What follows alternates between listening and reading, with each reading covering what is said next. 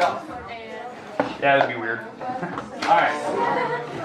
I wouldn't feel weird enough. Okay, alright. Hey, have your notes out right now. Let's do a couple things just to get us back in the swing of things here. And then I will let you have time to work today. I'll give you about 15 minutes today to work, which I don't think you'll need at all. You only have 11 problems, and I think some of them are kind of easy. But I do want to give you some examples of what you have. Okay? Now, let's talk about homework. Okay, let's talk about homework. When is it due? Wednesday. Wednesday, that is tomorrow. Keep that in mind. Homework is due tomorrow. Now, the section we're going to go into today, as I said, we're going to do a little bit of notes. I'll give you time to work on homework, and we're going to get to new notes today. We're going to be moving on to section 1.2 today. That's what we're going to be, or actually, sorry, P.2, which is the laws of exponents. This is basically all the algebra 2 stuff now. The first section was all basically algebra 1. The second section is basically all algebra 2. And then we'll start seeing a little bit of pre-calc stuff in P3. Okay? Now, today, homework. Just make sure when we get to this part, so we're going to do a few examples of what the homework are. Just make sure that you are showing a little bit of work. You don't have to show every step, that's ridiculous. But show something. Because I know somebody might make a mistake, and I want to know where you made a mistake at. But again, page, what is that? Page 15. 5, 10, blah, blah, blah, blah, blah, blah, da, da, da, until 90, what, 96? Okay, all right. That's due Wednesday, so keep that in mind. That's due tomorrow. Okay, keep that in mind. All right, the new stuff today is on laws of exponents. We do have to get to that. That'll be after homework today. There is 3 basic laws of exponents, but it kind of branches into more. We're going to kind of see the first start of that today. We'll kind of finish it tomorrow because it makes sense. But with the laws of exponents, other than the first, the major 3, the 3 major ones, we are going to talk about a basic use, like why do we have laws of exponents? There's a pretty big use for it. So that's what we're going to kind of finish with today. I don't know if we'll get all the way to that. That's fine. Today's more of a work day than anything. But I just want to give you an idea of what we're going to be covering. All right, homework. First ones, remember, a lot of your homework is based on expressions. So it's, can you simplify, can you evaluate? The first couple problems on these expressions will be something like this.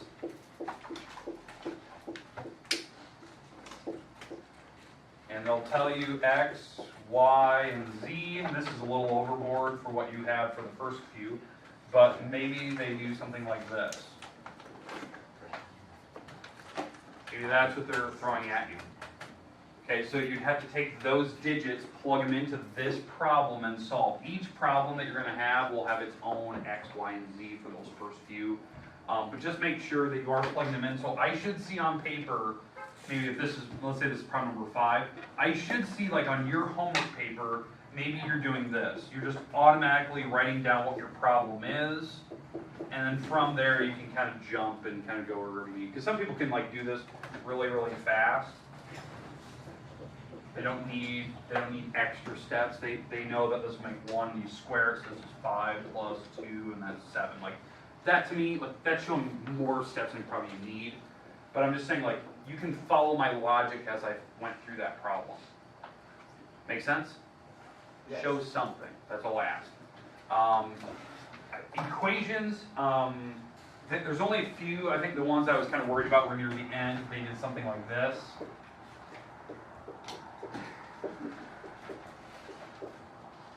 They did something like this. This is the ones I was kind of worried about.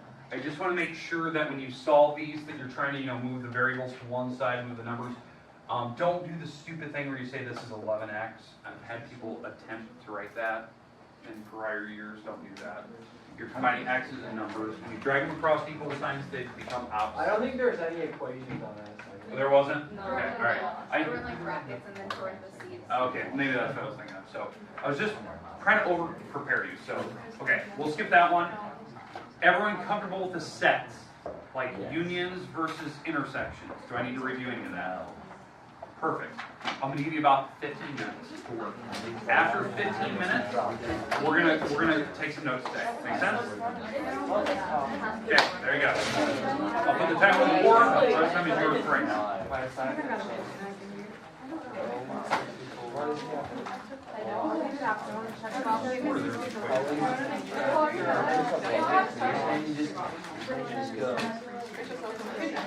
yes, I will make the answer key as good.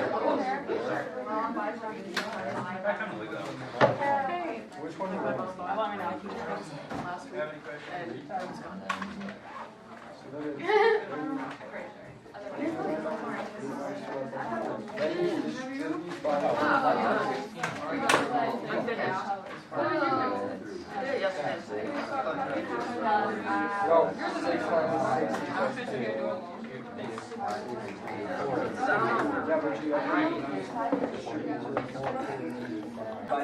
I'm sure they've done something with some schools. Oh, I is or is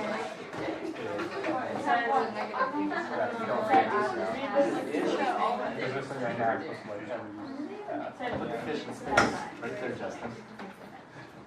Yeah. It was fish out of the bowl. I'm not.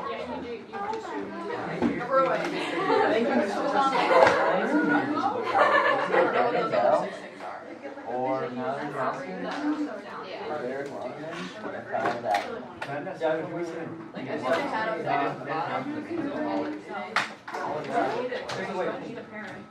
Brandon Bell. Yeah, it's a Brandon Bell.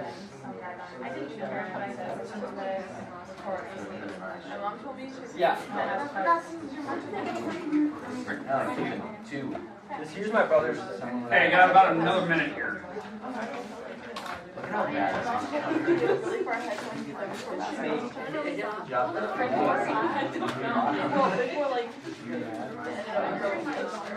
Mike didn't have one that. He said that. Then she said the whole thing. Yeah, it's only like 2 or 3 times. Okay. Hey, are we good? We got everything? All right.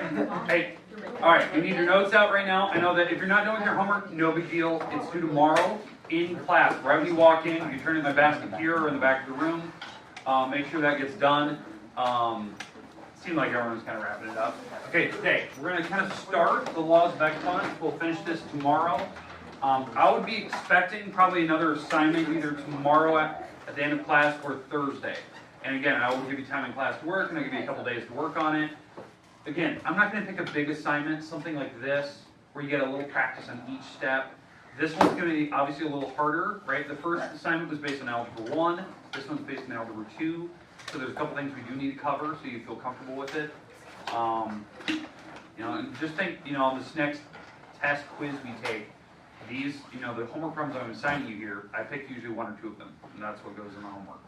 So probably expect, or on the test I should say, expect maybe one of the set problems to go on there, expect one of the simplifying expression problems to be on that next test. Something like that, okay? All right, laws of exponents. We have 3 major laws. The first law is how you actually multiply items together. What I mean by that is it's called a product rule. It's based on this. It's how you multiply variables together or items that have powers. Right? That's a law of exponents. It's called a product rule. Okay, the simple rule is if they have the same base, you can add the powers. Right? That was the rule that they teach you in like Algebra 2, Algebra 1. If you're lucky enough, like that's how you do it. That's like the shortcut. Okay, does that make sense to people? Okay, now, some people forget these. They're like, oh God, there's so many rules. Like, I don't remember. Do I add, do I multiply these? Here's how I remember it. If you can write this out into expanded form, what I mean by expanded, like when we get to the x to the third power, yeah, I even hear it. When I go to the x to the third, x to the fourth, if you actually write down what does this mean? What is x to the third? X times x times x. Yeah, I even heard somebody say it over here. Right, x times x times x. This part right here is x times x times x times x. Right, there's 4 of them, there's 3 of these. That's why you have the final answer is 7. This is what you're actually seeing is called expanded form. It's the definition of an exponent. Like what does exponents actually mean? It means you're taking the base times itself that many times. Well, when I expand it out, there's nothing I can do, right? There's no leading numbers out front. So really the only thing you can do is just go back to exponential form. Well, exponential form, if they're all being multiplied together, I can make them a single power. There's 7 x's being multiplied together. That's why these are the same answer. Does that make sense to you now? Okay, some people like forget that. They're like, why do we have the laws of exponents? Because of that. It makes it easier. I don't have to write out 400 variables. I have a shortcut for it. Okay, I don't care which one you do. If you're that person that wants to expand it out so you can remember like what your final answer is, do it. That's fine. But we do have shortcuts. Okay, we're good with the first one. Okay, now, let's do an example of what can be more difficult with this. It's when they throw numbers out front and other variables involved. You can multiply anything in the world together. It's totally fine. You can do that for exponents. It does not, they do not have to have the same matching variables. You can multiply anything together. But here's the trick. You're actually multiplying the things you can actually find the product of. So it's really, the real math here is you're actually taking 5 times -4. That's actually what you're doing. So that's -20.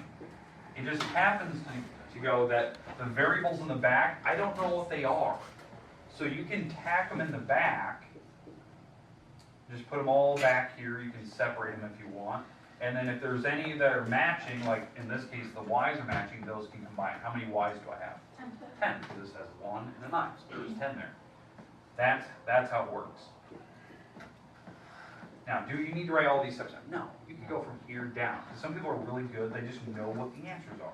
That's fine. I just want you to be comfortable, like, why is that an answer? Why is it -20? You took 5 times -4. That was the whole purpose. You're multiplying those things together. Now, here's the second question. This doesn't really apply to this section. Could I add those things together?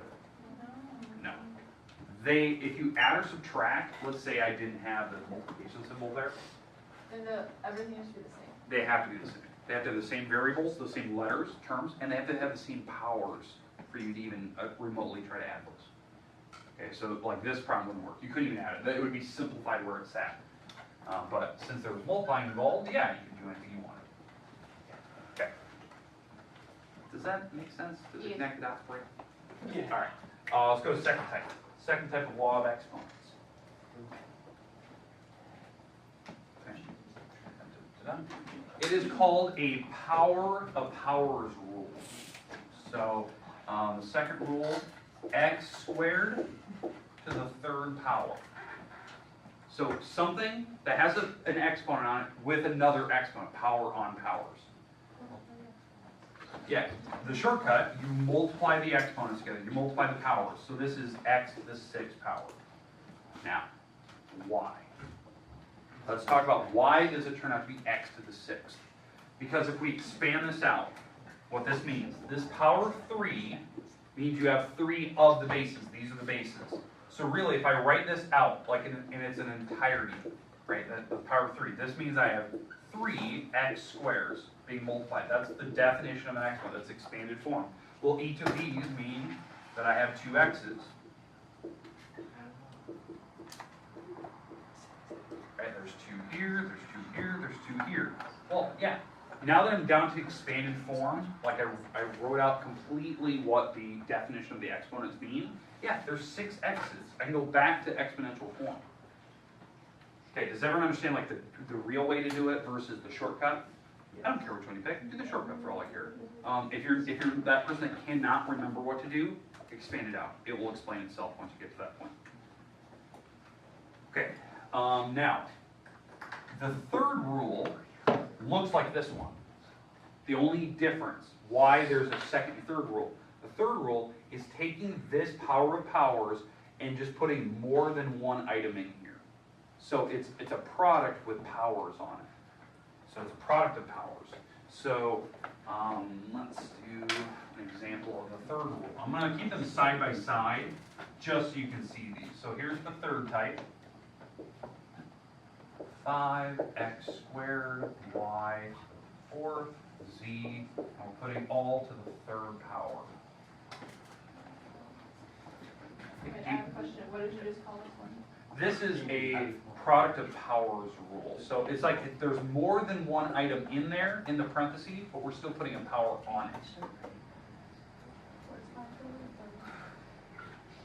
Okay. I think some people are even explaining it. The shortcut is you can distribute this power of 3 to everything. Everything will get the power of 3 on it, and it's basically the same rule as number 2. That the 5 will get the power of 3, the x will get the power of 3, the y will get the power of 3, and the z will get the power of 3. Like that. And yes, the powers are actually going on the thing that's sitting there. No, the most common mistake people make with this one, they take the 3 times 5. Wrong. It's 5 to the third power. Because technically, this 3 is getting multiplied on all the exponents. What was the power that was on the 5? A 1. So it is actually 1 times 3 in the power. It's kind of like what you did with all the other variables. The base stays the same. So 5 to the third power, that's 5 times 5 times 5. That's 125. Okay. The x's, well, you have 6 of them because you're going x squared 3 times. It's kind of what we did over here. I actually wrote that right here. So we have 6 of those x's. We have 12 of these y's, and we have 3 of the z's. But again, 5 times 5 times 5, this turns out to be 125. Now, I'm not going to write that in the expanded form. I don't want to write out 12 y's across the board. Do we see why we have shortcuts? Yes. We don't have to write Okay. out 12 lines. Don't want to write 12 y's. All right. Okay. Those are the basic 3. Those 3 can really explain all the rest of them. The problem is there is 3 or 4 other properties involved. The reason why there's 3 other properties is when we have powers of zeros. Okay? When we have negative powers, what happens when there's fractions? Those are the other major rules that we have. Those are still considered laws of exponents. These are just happen to be the main 3. I think they teach in like algebra 2. I think, don't they? At the beginning. Okay, then they expand them eventually, and then that becomes your nightmare for like a couple months. Okay. All right. But let's talk about some of the other rules. Let's start with the power of 0 first. Like what that is, why is it, and then because some people like they never get why we do a power of 0, like what it actually is, and why the answer is a certain way. And then we'll get to like the negative powers, and we'll talk about fractions and all that good stuff. Okay. So, all right. So I'm not going to name these as like 4, 5, and 6 because they don't have any particular order. But I want to talk about what happens when we take something and we put it to the power of 0. So 1. Now this could be anything you want. You put it to the power of 0. It could be some crazy, like crazy fraction with crazy math involved, and maybe off to the side they say that x is a 2 and a y is a -8 and a z is a 4, and you're trying to do all this math when it's all to the power of 0, so you know the answer is a 1 in the first place. Wow. I believe that is usually one of the ACT questions. Yeah, it's usually one. Sometimes it depends on what form you get, what test. But they want to test your knowledge on exponents. It's one of the questions. You might get the lucky test where that's one of them, where they just put a huge complicated thing down and it's all to the power of 0. You don't have to waste your time. Now, it's a little bit different if they did something like this, though. Oh, That's different, because this is a 1, that's times 6, so the answer is 6. Be careful of that. Because if everything's in the parentheses with a 0 on it, yeah, then that's the number 1. Now, does anyone actually know why it turns out to be a 1? Can't take anything zero power. What? Can't take anything zero power. I heard something else? I think God explained this last year, but I totally forgot. Okay. Yeah. Let's go through. Yeah, that's right. I'm gonna start with just easy numbers, and hopefully this explains it. What's 3 to the first power? 3, Okay. 3 to the second power? 9, 9, because it's 3 times 3, which is 9, right? 3 to the third power? 27. Yep. 3 times 3 times 3, which is 27. Okay, how this works, every time you add an exponent, like you add a power, you take whatever the base is times itself. So you're going to multiply, like when I go down, I multiply by 3. When I go down, I multiply by 3. That's just how I know. So I know the next problem, when I go 3 to the 4th, I'm taking the previous answer times 3, so that's 81. Well, so when you divide 3 by 3 is 1. Yeah. So when I'm going up, the other direction, 3 to the 0, This will explain why it turns out to be the number 1, because when you go up the chain, you divide. To go from this to the next category, like up, you divide by 3. I divide by 3. You divide by wherever the base is. Well, when I'm here and I divide by 3, what's 3 divided by 3? 1. 1. That's why. That's why it's always 1. Okay? Make sense? You're going down in powers, you're dividing as you go down. That is also why when I go to the next one, when I go 3 to the negative, It's 1/3. it's 1/3. It makes a fraction. That explains why negative exponents are fractions, because you're dividing. It's moving it to the bottom. So, most people, when they see something like this, they just know that they make this a fraction, right? It's a fraction. This item will go to the bottom because it has a negative exponent. That's just kind of the rule that we have. So the 3 will go to the bottom, and when you move the 3 to the bottom, the power will become positive now. It's on the correct side of the fraction. And since there was no number left up here, you can always just leave a 1. Because up on the top, you can multiply this by 1 and it doesn't change anything. So that 1 stayed up there. So really, this is kind of your problem. It's 1/3. It's not that these are switching their spots. It's not that. It's just that anything with a negative power moves to the opposite side of the fraction bar. That's kind of the idea. And that's actually the main rule of negative exponents. Wherever the negative power is, that moves. Now, let me give you an example of something that people mess up on.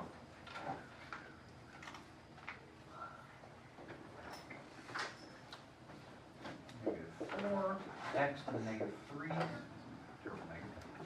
y to the second, z to the -7, all over 12, x to the -4, y to the -5, z to the -10.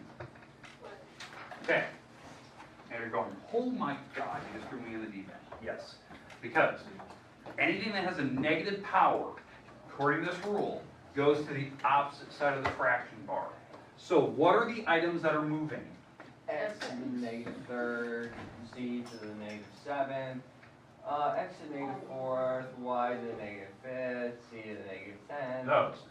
Nothing else. Notice, did my 4 out front move? No. No. Even though it had a negative out front. It's not an exponent. Not a power. It's not an exponent. It doesn't move. For some reason, that is a tough rule to remember. Some people will move the 4. It's a stupid move, and I'll make fun of you for it. Okay? All right. But when you move items around, after you move them, so the x to the 4 will go to the top, y to the 5 goes to the top, z to the 10 goes to the top, the 12 will stay down there, that y to the second was still left on the top, this x to the 3rd went to the bottom, that z to the 7th went to the bottom. Now you're probably going, oh my God, I didn't keep track of any of that. All these 4 went up, these 2 went down. That's all it was. So I put the 4 that, or the 3 that moved up, the 2 that moved down, and anything that stayed, I made sure I left it. Now, why did I give you this problem? It's to practice moving things, and what happens here? All you combine those. Those combine, everything else cancels. Okay? Because the y's are on one side of the fraction bar, they're all going to combine to make one single y. So there's actually be 7 y's on the top. Everything else basically simplifies. Like the 4 and the 12 can simplify to be 1 and 3, because I can divide them both by 4. That's how fractions work when you simplify. X's, I simplify these by taking the smaller one and getting rid of it, and getting rid of 3 here. So there's 1x on top. Z's, there's 7 on the bottom, 10 on the top. I get rid of the smaller one, take away 7 from that one. There's 3 Z's on the top. That's your answer. Some people like that. It makes sense. Now, why are things canceling? Let's talk about that rule. Why did I take x to the 4, x to the 3, and make it suddenly x to the 1 on the top? What is that? What is actually happening? Yeah. It's this situation. You know, that's in the middle of my problem, right? That was right here. Like, why did it simplify? Because if you actually make this expanded form,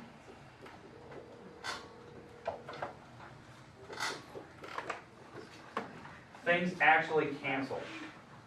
That's why there's 1x left on the top. Okay, questions, comments about anything that we've talked about today? No. Okay, we're done for the day. Tomorrow, homework to do. So if you have not turned in your assignment yet, get that turned in.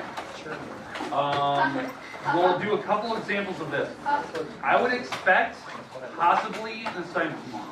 Something small. Yeah.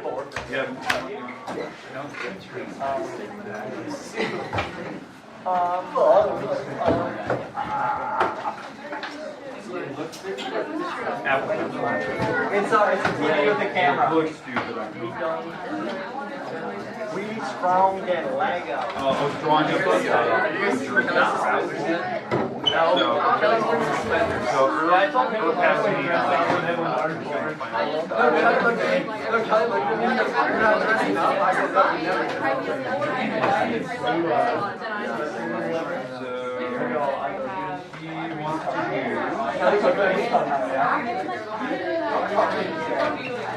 it's gonna be like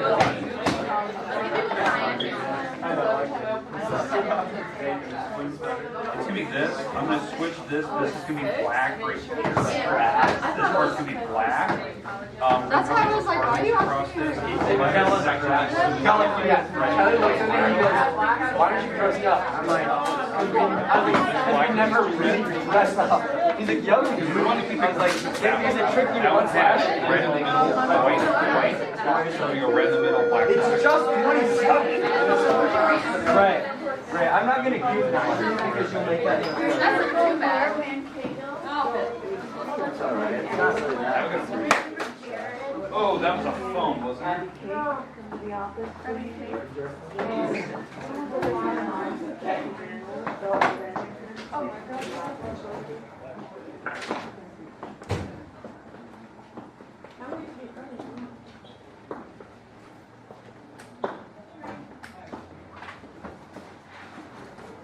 Mr. Ward! Okay, book. Put your cell phone in the caddy. All the good stuff.